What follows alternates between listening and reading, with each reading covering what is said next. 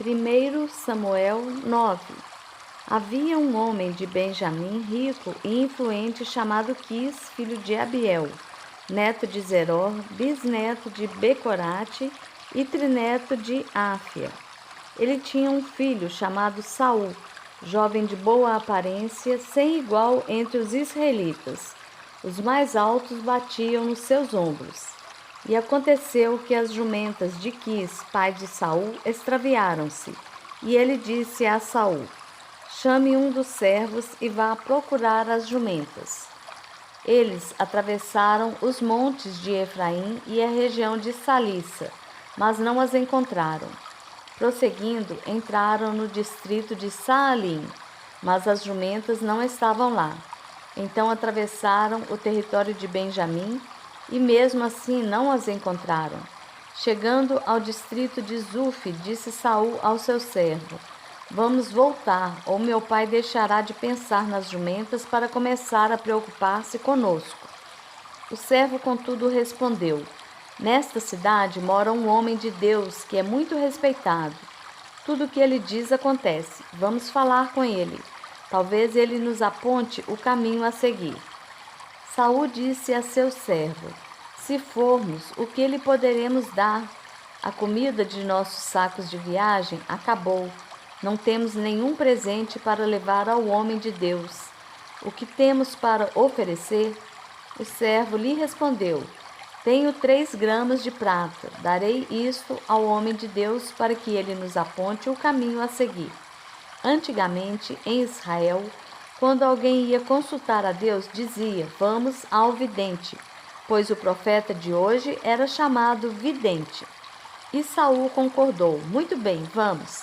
Assim foram em direção à cidade onde estava o homem de Deus. Ao subirem a colina para chegar à cidade, encontraram algumas jovens que estavam saindo para buscar água e perguntaram a elas: o vidente está na cidade? Elas responderam: sim, ele está ali adiante.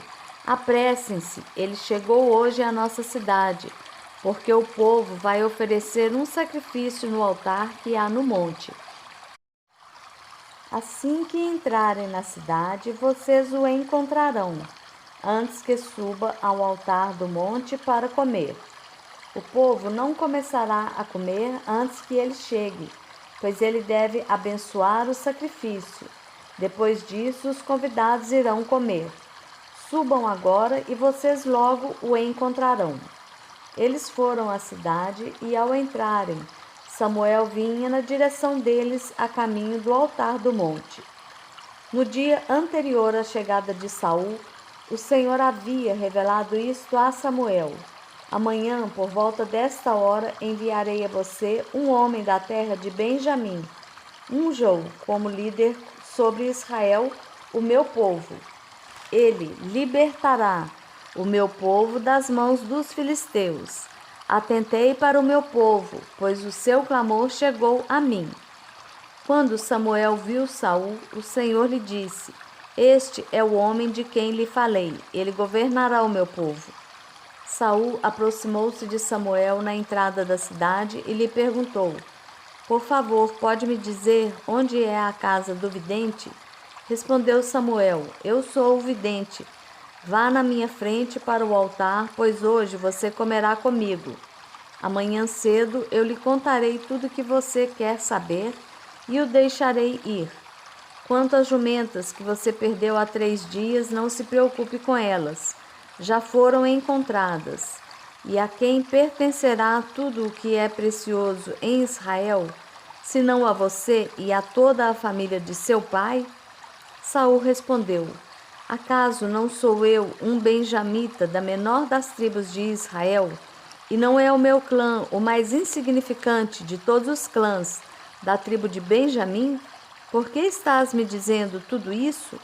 Então Samuel levou Saul e seu servo para a sala e lhes deu lugar de honra entre os convidados, cerca de 30 pessoas. E disse ao cozinheiro: traga-me a porção de carne que lhe entreguei e mandei reservar.